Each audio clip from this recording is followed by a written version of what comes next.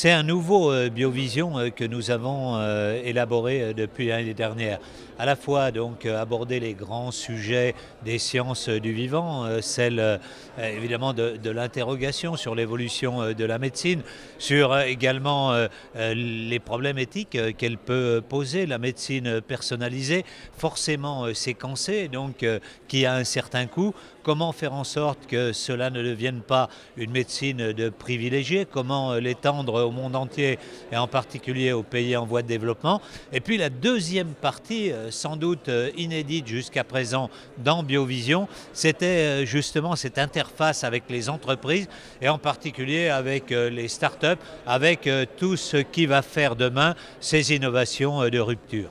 Vous voyez, lorsque nous avons lancé il y a quelques années le Biopôle de Lyon qui réunit les acteurs des sciences du vivant, nous étions 4 ou 5 au départ et je constate qu'aujourd'hui, il y a déjà 67 entreprises qui font partie de ce biopôle. Il en arrive beaucoup derrière et donc c'est formidable pour l'écosystème lyonnais.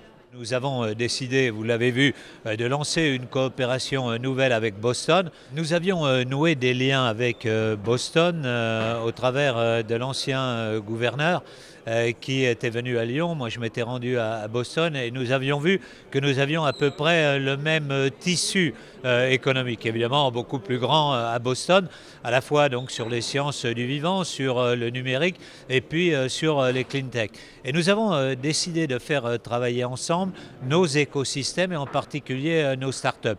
Nous allons donc sélectionner à Lyon un certain nombre de startups qui vont ensuite aller à Boston, pouvoir rencontrer à la fois un certain nombre de startups de Boston, mais en même temps des grandes sociétés américaines, et puis réciproquement de faire venir à Lyon un certain nombre de startups qui ont émergé à Boston et qui pourront rencontrer aussi les grands acteurs européens des sciences du vivant.